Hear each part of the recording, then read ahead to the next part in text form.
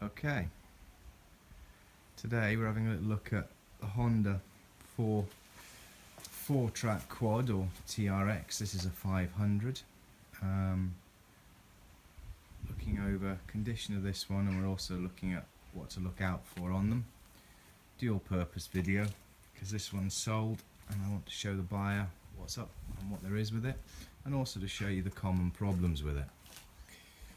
Okay, so this one is the more modern version of the Foreman. It's the same engine, except what they've done is they've raised it up a bit.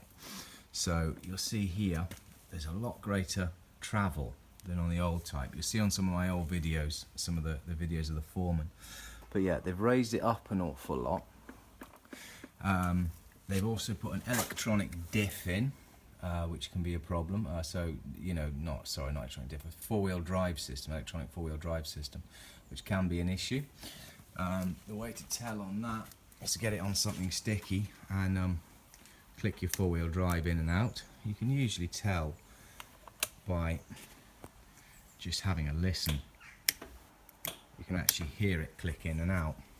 This is the road registered version, so it's got a set of indicators. The front work, the back don't. This one has been somewhere near the sea at some point, so it's got some surface rust here and there. One of the bar connections has broken off there, and one of them's missing. Its lights work. Common issues again with these are the gaiters, the CV gaiters that go. These are fine all round. Again, front and rear wheel bearings go on these. They're not that difficult to deal with, actually, front and rear wheel bearings on these. And you do get some steering wear, so you're looking mainly for steering wear. And what you can tell is, you can tell from here. So you can tell by watching the wheel steady and then just moving the bars. As you can see with that one, easier to see from here. That's all you've got on this one, so this one's pretty tight, but it would be, it's a 2006. Your normal stuff with these, the back axles is the main problem. Now this is the enclosed back axle, which means that it's not got the metal bar sticking out. It's actually, the bar is thinner and enclosed in there. Now the diffs do go on these. Don't be scared if they do. It is actually fairly easy to deal with, even if it's the enclosed type or the non-enclosed type. There's a bearing here, a bearing here, a bearing in the pinion, and you can make your own tools and change them quite easily. Unlike, being as this is an automotive, you can't get the bearings for these from Bearing Man. You have to buy them direct from Honda or from parts suppliers, because it's an automotive type. There's a bearing at the end here, again, easy enough to change. The problem I had with this one, I thought the diff was gone when I got it, because it made horrible crunching noises, but it was in fact just that bearing. So I've done that one. It's one bearing there, there's two bearings on that side. Those are more difficult to do, but they're sealed. The drum seals them, so they live longer. Again, you've got to watch out for this little tube getting blocked, because if it does get blocked, it tends to suck water in. When the diff gets hot, expands, and then it can suck water back into itself. This is the one with the towing pack. Don't know if that works or not, and I'm pretty sure that back light doesn't work. I'm fairly sure none of those back lights work. As with all of these, the back brakes have a tendency to be to get sort of stuck. This one does it. What it is that dirt and moisture get down on the pinion down here, and they also get up into the cable. So what happens is, when you you put your brake on, and then it ends up that it just holds that open. And as you can see with this one, they're not hard to open, but just it sticks a bit open. I'll see if I can oil that and make it work better, but it's yeah, it's fairly common. They've moved the electrics on this one. They've moved the electrics to up here. The previous model has got them up in the front, at the front of the bike. This is obviously a stronger machine than the others. This one's got the display. So you've got fuel gauge. For some reason this one just flashes on and off. I don't know whether that's because the fuel is low or whether it just thinks the fuel is low. It doesn't look all that low. 26,000 clicks, and 2,500 hours. Displays your what gear you're in. For some reason that's flashing, the four-wheel drive light is flashing. I'm not quite sure why, but four-wheel drive certainly works. Starts pretty well. Another thing to look for is that the rings can go on these, so what you're looking for is blue smoke.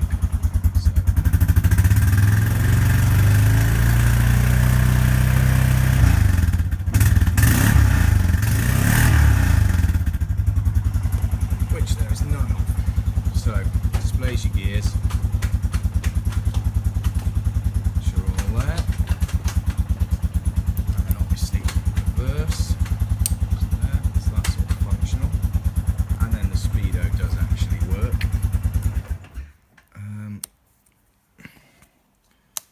Lights on these, you've got to be careful of leaving the lights on too long if you're off the bike, because they take quite a drain off the battery, because it's only a tiny battery.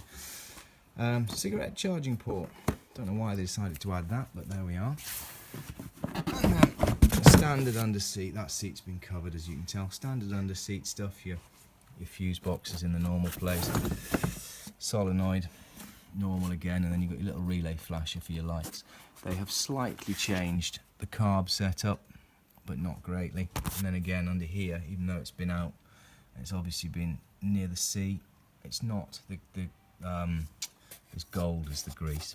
There's some grease of some sort, but it's not actually too rusty under here. The primary rust is on the racks. But there we are. What else? Wheel bearings. You can tell on these if the wheel bearings are going. You can rock the front wheel. It's not. This one's got a little bit of play in it, but not much. But on this side, there is a fair amount. It's not unrideable, but there's a bit of play in that one there. So that one should be changed. The balls are all still in it, so it's perfectly rideable, but that's something else to watch for. There's a lot of ball joints down under here. I'll go around the other side. There's a lot of ball joints down under here. You've got joints here, you've got joints here, you've got a ball joint at the bottom, you've got a ball joint at the top, you've got a ball joint on the steering. There's a lot to wear in that, and it may not seem, they're not difficult to change, but the problem is there's so many of them. If you imagine they've all kind of gone a bit wonky. You've got 1, 2, 3, and then some bushes here, 4, and then the things there, 5, and then also the bottom here. So as you imagine, they're not on their own. If there's 1 or 2 gone, they're not too difficult to deal with. But if you've got a whole pile of them gone, if the whole front end is quite worn, it's quite expensive to rebuild. I think you can get one of these for about 20 quid, 25 quid. So that's 50 by the time you've done those.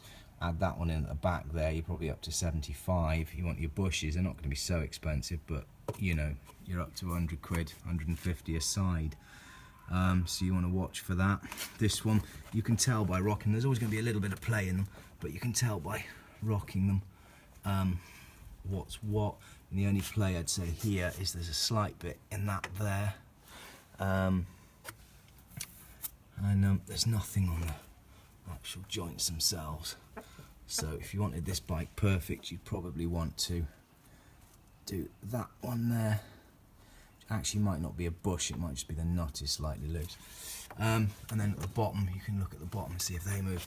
This side, again, there's a slight bit of movement in that there.